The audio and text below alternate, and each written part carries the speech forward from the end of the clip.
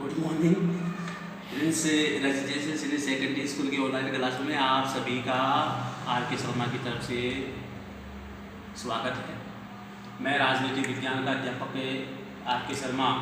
मैंने कल आपको जो है संसद के लोकसभा और राज्यसभा के बारे में चर्चा की और मोस्ट जो मैंने आपको बताया कि राज्यसभा का गठन किस प्रकार किया जाता है। तो राज्यसभा के गठन के बारे में मैंने आपको कल चर्चा की थी कि राज्यसभा गठन जो है अनुच्छेद 80 के तहत किया जाता है। उसमें सदस्य कितने होते हैं उनके बारे में चर्चा की, उनके गठन किस प्रकार किया जाता है उसके बारे में चर्चा की, कौन कौन से व्यक्ति जो है कहाँ से आते हैं उसके बारे में भी मैंने आपसे चर्चा की। आज जो मैं आपके पास चर्चा करने जा रहा हूँ कि राज्यसभा के सदस्यों का जो निर्वाचन जो है किस आधार पे होता है, किस अनुसार होता है उसके बारे में आज जो है इस लेसन में मैं आपको बताऊँगा। इस संविधान के अनुसार राज्य के सदस्यों का निर्वाचन उस राज्य की विधानसभा के निर्वाचित सदस्यों द्वारा अनुपातिक प्रतिनिधित्व के द्वारा या जो है पद्धति के अनुसार एकल संक्रमण मत पद्धति के द्वारा किया जाता है कि जो विधानसभा में जो सदस्य होते हैं उन्हीं सदस्यों के द्वारा जो है उनकी नियुक्ति की जाती है, उनका निर्वाचन किया जाता है, उनकी राज्यसभा में भेजा जाता है। तो देखिए राज्यसभा के सदस्यों का जो निर्वाचन जो है मैंने आपको बता दिया है कि राज्यसभा के निर्वाचन जो है संविधान के अनुसार राज्यसभा के सदस्यों का जो निर्वाचन जो है उस राज्य की विधानसभाओं के निर्वाचन सदस्यों के द्वारा किया अनुपातित प्रतिनिधित्व पद्धति के आधार पर एकल संक्रमण मत पद्धति द्वारा किया जाता है। राज्यसभा का निर्वाचन करवाने की जिम्मेदारी जो है भारत के निर्वाचन आयोग की होती है। तो ये मोस्ट जो है कि राज्यसभा के निर्वाचन कराने में भूमिका किसकी होती है? निर्वाचन आयोग की, भारत के निर्वाचन आयोग की।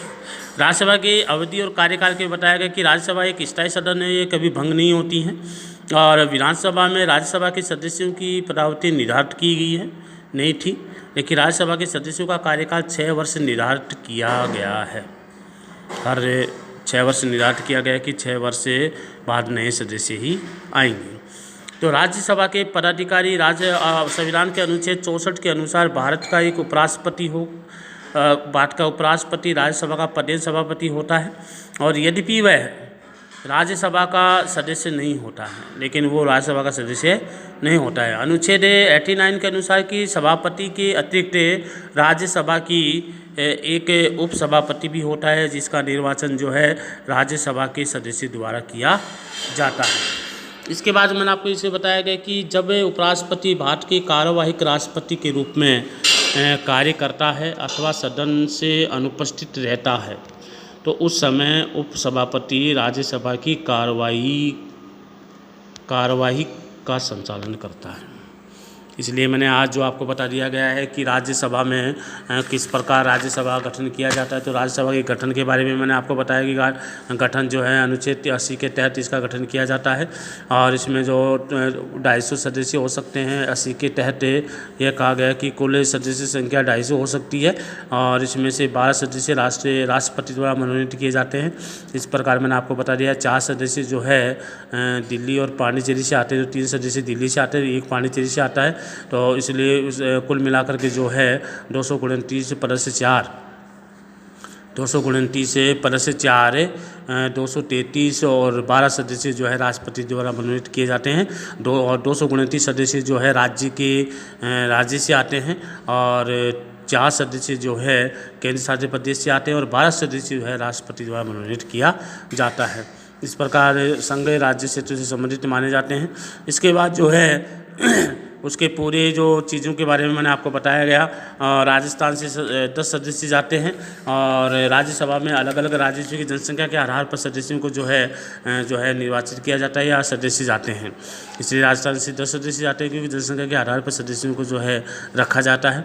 इसके बाद निर्वाचन के बारे में मैंने आपको बता दिया का राज्य की जो अवधि और राज्यसभा की अवधि और कार्यकाल के बारे में आपको बता दिया गया। 2/3 सदस्य जो है हर 6 साल से हर 1 साल से जो है निर्वाचित होकर के आते हैं और कुल जो उनका कार्यकाल होता है 6 वर्ष का होता है। और राज्यसभा के पदाधिकारी के बारे में भी आपको बता दिया गया। जो है पदाधिकारी जो होता है वो 64 के अनुसार भारत का उपराष्ट्रपति होता है और अनुच्छेद जो है 89 के अनुसार आपको बता दिया गया कि सभापति के अतिरिक्त जो है उपसभापति होता है। और इसके अलावा मैंने आपको ये बता दिया कि अगर राष्ट्रपति नहीं होता है, उपराष्ट्रपति जो है राष्ट्रपति का कार्य करता है, तो उस कंडीशन में उपसभापति ही राज्यसभा का संचालन करता है। इसके बाद मैं आगे जो आपको टॉपिक लेकर चल रहा हूँ वो राज्यसभा का टॉपिक आपका कंप्लीट हो चुका है। इसके बाद लोकसभा का जो कंप्लीट है, लोकसभा भारतीय संसद का निम्न सदन और लोकप्रिय सदन भी कहते हैं, जिसका गठन संविधान के अनुच्छेद 81 में किया गया है। वर्तमान में लोकसभा के कुल सदस्य है जो है 545 है कुल सदस्य है। विभिन्न राज्य से 530 सदस्य आते हैं। केंद्र शासित प्रदेश या शासित राज्यों से 13 सदस्य आते हैं और राष्ट्रपति द्वारा 2 सदस्यों की जो है नियुक्ति की जाती है और कुल सदस्य संख्या है 545। विभिन्न राज्यों को लोकसभा के स्थानों का जो है आवंटन जनसंख्या के आधार पर किया जाता है। इससे राजस्थान से 25 सदस्य जाते हैं।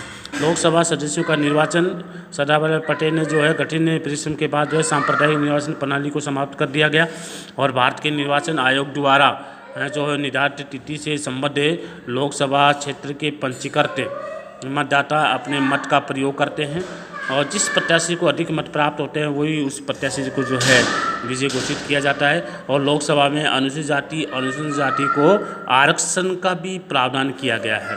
वर्तमान में अनुसूचित जाति 79 और अनुसूचित जनजाति 41 स्थानों को आवंटित किया गया है। 545 सदस्यों में से जो है एक तो 79 और एक जो है 41 सदस्य, 80-40 माने 110 सदस्य जो है 80 माने 120 सदस्यों का जो है इसमें रखा गया है।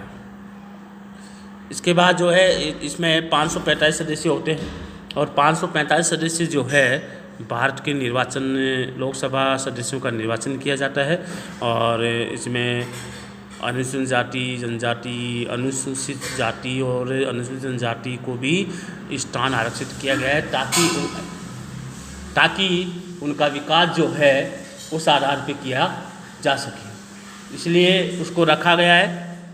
अनुसूचित जाति जनजाति के बारे में जो इसमें रखा गया है, तो इस प्रकार जो है अनुसूचित जनजाति और अनुसूचित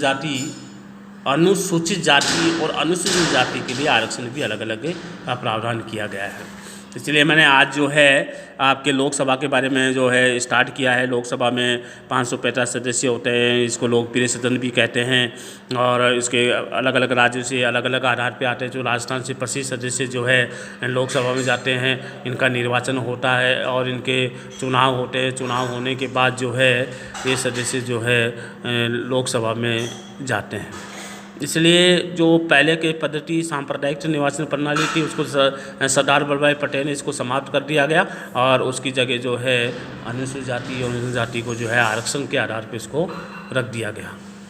इसलिए मैंने आपको जो है राज्यसभा और लोकसभा के बारे में आपको बता रहा हूँ कि लोकसभा के पास क्या क्या जो है पावर्स हैं, क्या क्या वो कार्य करते हैं, इसके बारे में मैंने आपको बता दिया गया। वर्तमान में लोकसभा की कुल सदस्य संख्या 545 है और सब अलग अलग तरीके से इसमें रखे गए हैं। विभिन्न राज्यों से 530 सदस्य, केंद्र शासित राज्यों से 13 सदस्य और राष्ट्रपति द्वारा 2 सदस्यों की जो है नियुक्ति की जाती है।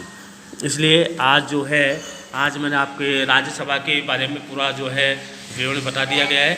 अब लोकसभा के बारे में मैं आपको शुरुआत करवा दी है।